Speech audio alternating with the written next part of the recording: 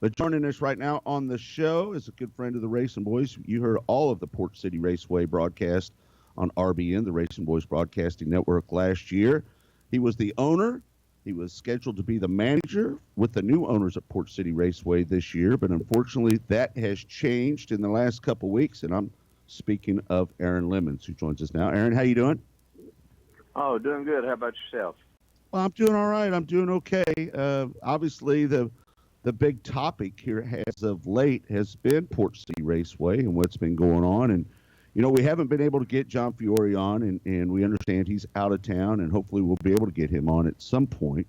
But let's first just start off, Aaron, talking about your decision to sell the track and selling it to John Fiore. Let's start off with that, and then we'll work our way to where we're at right now. Well, we just we own the track for 13 years, and the track's been very successful. We usually averaged about 150 cars a night.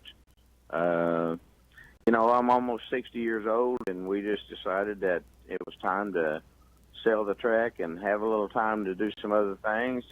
And I've also got a grandson that races right now. He just started.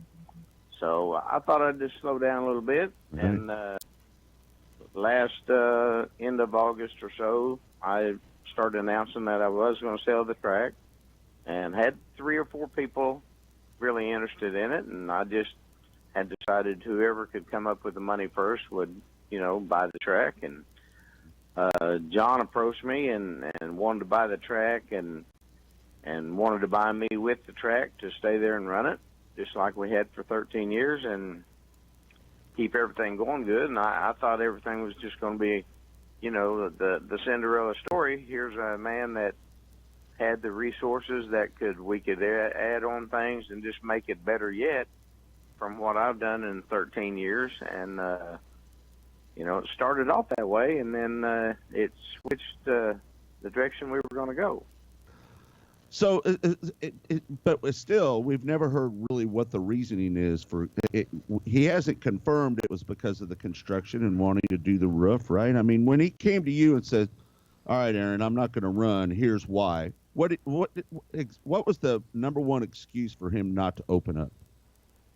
Honestly, he has not told me why. That was one reason I quit him. He came that day at lunch and told me, I don't think we're going to open Port City this year for 2017.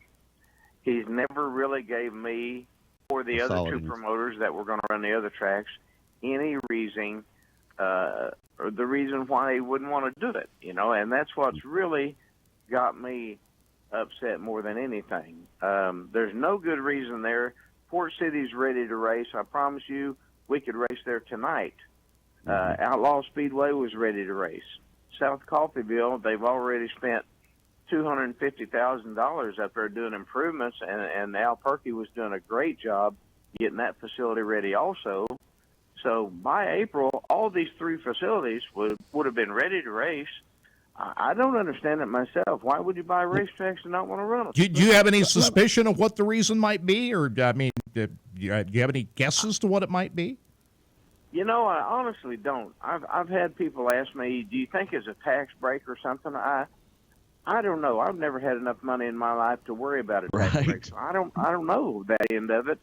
I do know John Fiore told me one of the last times we talked that he had about decided not to put a roof over Port City, that he was going to buy some other land and build a building and start the driving school. It's called Youth Racing League. It's what he's wanting to do.